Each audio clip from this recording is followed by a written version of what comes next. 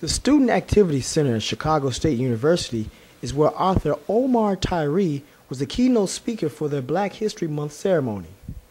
Ms. Tanya Lewis was the facilitator of the evening, and she first introduced Professor Williams, who opened the ceremony with a libation, which is a ritualistic African ceremony where water is poured to symbolize life, purity, and the cleansing of the soul. The descendants are here among us, the extended family libation, coming together, sharing our history, our culture, information, libation. Yes, may the speaker here be a profound stimulation to you. He's a writer, researcher, and very serious about what he's doing, I'm sure, libation. Yes, may we all come together as one, grow and grow with knowledge, wisdom, and understanding of the great contribution that we have made as a people to the human society of people, libation. May this be a powerful day, a joyful day, a spiritual day. In spite of the cold, our hearts are warm, our minds are alert, libation. May we grow and glow. May this be a stimulating evening of focus, asante. She then introduced Mr. Tyree, where he spoke of his many accomplished books and shared his thoughts of Dr. Martin Luther King Jr. I started looking at Dr. King and said, hey man, he's more than just a I have a dream speech. Because see, in America, they like to throw you in a McDonald's meal. You know, I have a dream, and we start forgetting that he was actively doing things and not just dreaming. And so, how many years later? 30 years later, we're in 2007 now.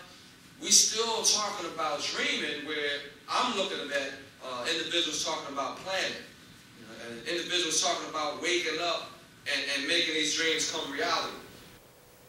He then spoke of a vast range of issues, but inspired the audience when he spoke from the heart and the passion behind his writing and getting an education.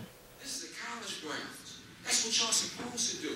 This is about elevation, right? John Singleton said higher learning, right? Spike Lee said school days. This is what we're here to do. To be brave, courageous people and elevate to that next level. It's not about training anymore. When Martin Luther King was there, they were talking about getting in school, right? They were talking about breaking down the system so we can go to school. We're here now, what we doing? And so my next thing said now it's about taking charge of your leadership positions and being number one. That's what it's about now. Michael Jordan wanted to be number one in basketball. We have to be number one as students now. Number one as career people. Number one as artists. Number one as professionals. That's where it's at now. If Martin Luther King would come back, he said, we in school now. We done broke down all the doors. What you going to do now that you in there?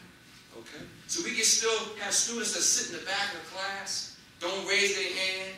They just want to get over by osmosis, just get a seat, just hang out. And so when I went to the University of Pittsburgh, that's what we were saying.